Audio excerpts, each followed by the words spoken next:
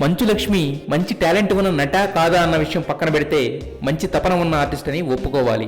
అందుకే అనగనగా ఒక ధీరుడు వంటి సినిమాలో ఐరేంద్రిగా భయపెట్టగలిగింది. గుండెల్లో గోదావరిలో సెంటిమెంట్ను పెండగలిగింది.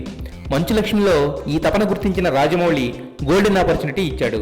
అదే బాహుబలిలో కీలకమైన పవర్ఫుల్గా ఉండే శివగామి పాత్ర.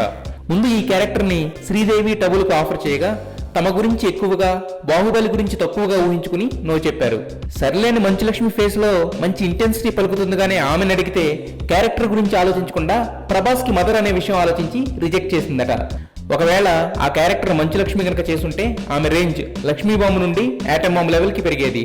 సో అలా అందరూ రిజెక్ట్ చేసిన శివగామి రోల్ ని రాఘవేంద్ర రావు రికమెండేషన్ తో దక్కించుకున్న రమ్యకృష్ణ టాప్ క్లాస్ యాక్టింగ్ తో వరల్డ్ వైడ్ పాపులారిటీ తెచ్చుకుంది. మొత్తానికి బాహుబలిని మిస్ చేసుకుని బాధపడుతున్న వాళ్ళ లిస్టులో మంచులక్ష్మి కూడా చేరడం సో సాడ్. అందరు నమస్కారం. ఎన్ని ఫస్ట్ లుక్స్ వంశీ గారు?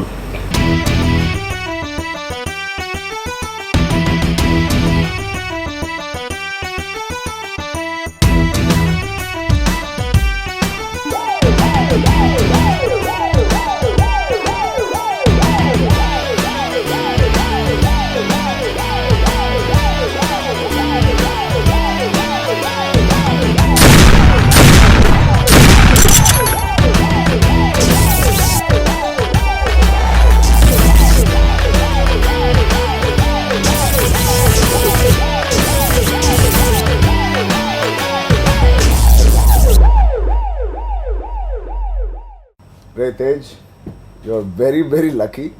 ఇంత డిఫరెంట్గా ఇంత న్యూ లుక్ ఒక కాప్ మీద ఎప్పుడు నేను చూడలేదు.